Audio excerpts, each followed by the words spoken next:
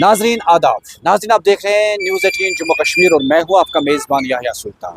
आज एक बड़ी खबर जिस पे आज हम चर्चा करने वाले हैं वो है पार्लियामेंट मेंबर इंजीनियर रशीद के रिहाई का जो हुक्म मिला है अदलिया की जानिब से, दिल्ली हाई कोर्ट की जानिब से।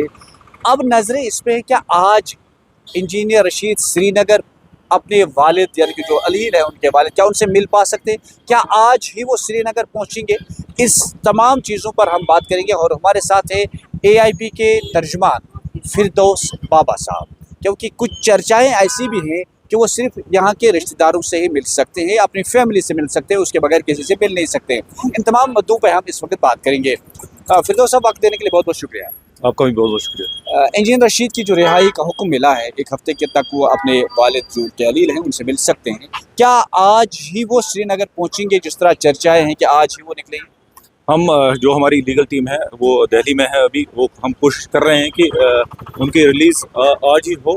तो मगर मुझे लगता है कि कुछ एक फॉर्मेलिटीज़ हैं कोर्ट की तरफ और कुछ एक प्रोसीजर होता है जेल का, उसमें थोड़ा टाइम लग सकता है।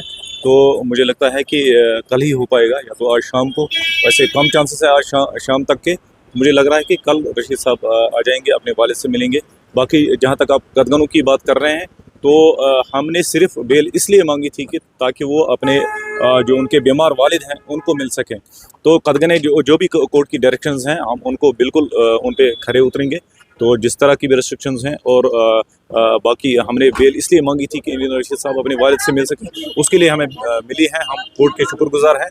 तो इंशाल्लाह पाबंदियों का बिल्कुल ख्याल रखा जाएगा।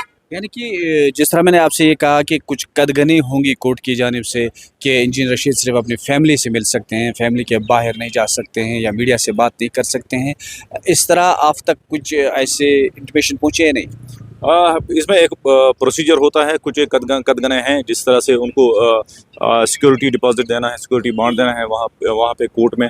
तो वो मसला है, वो फ़ोन उनको ऑन रखना है, हालांकि मोबाइल यूज़ कर सकते हैं।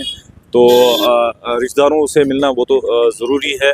तो बाकी जहाँ तक मैंने जैसे पहले भी कहा कि रिस्ट्रिक्शंस जो भी हैं हम उन पे पूरा खरे उतरेंगे, क्योंकि कोर्ट की डायरेक्शंस हैं, हम उसकी कदर करते हैं। तो इस तरह से जिस तरह से हमने अप्लाई किया था वो खाली इसके लिए किया था कि ताकि अबूरी एक ज़मानत मिल जाए, ताकि वो जो उनके बाप अलील हैं उनसे मिल सकें। तो उस तरह से कोर्ट ने उस चीज़ का ख्याल रख के ये इंटरम बेल दे दी। तो उस तरह से जो भी कदगने होंगे हम उनका भरपूर ख्याल रखेंगे। बाकी हमने अप्लाई किया हुआ है सैम कोर्ट में, दिल्ली हाई कोर्ट में हमने अप्लाई किया हुआ है रेगुलर बेल के लिए। उसकी सुनवाई 7 जुलाई को होनी है। तो उस पर भी हम बिल्कुल कोशिश कर रहे हैं और पूरी उम्मीद है कि जिस तरह से ये बेल मिल गई है, बुरी बेल मिल गई है, उसके बाद इनको परमानेंट बेल भी मिल जाएगी। यानी कि फ़िलहाल आपकी जो लीगल टीम है वो दिल्ली हाई कोर्ट में है, तो उसके बाद जब फॉर्मेलिटीज़ पूरी हो जाएंगी तो फिर तिहाड़ तक वो चीज़ें पहुंच जाएंगी, उसके बाद उसका बाज़ाब्ता रिलीज ऑर्डर मिल पाएगा, यानी कि रिहाई का। बिल्कुल ऑर्डर तो वैसे मिल चुका है हमें। बाकी जो अभी जिस तरह से मैंने कहा कि सिक्योरिटी बॉन्ड देना है उनको, वो अभी बाकी है। और जेल के कुछ एक प्रोसीजर्स होते हैं तो वो फिलअप करने हैं, तो उसके बाद ही उनकी रिलीज़ जो है वो मुमकिन हो पाएगी। यानी कि ये थे फिरदौस बाबा जो AIP के तर्जुमान हैं। इनका साफ कहना है कि फ़िलहाल वो रिहाई का इंतज़ार कर रहे हैं और शायद आज मुमकिन नहीं हो पाएगा इंजीनियर रशीद का श्रीनगर पहुंचना, क्योंकि अभी तक जो मामलात हैं वो पूरी तरह से तय करने जेल हुकाम से, उसके बाद ही बाज़ाब्ता तौर पर उन्हें रिहाई का हुक्म मिलेगा और वह अपने अलील वालिद से मिल पाएंगे। नेटवर्क 18 के लिए याह्या सुल्तान।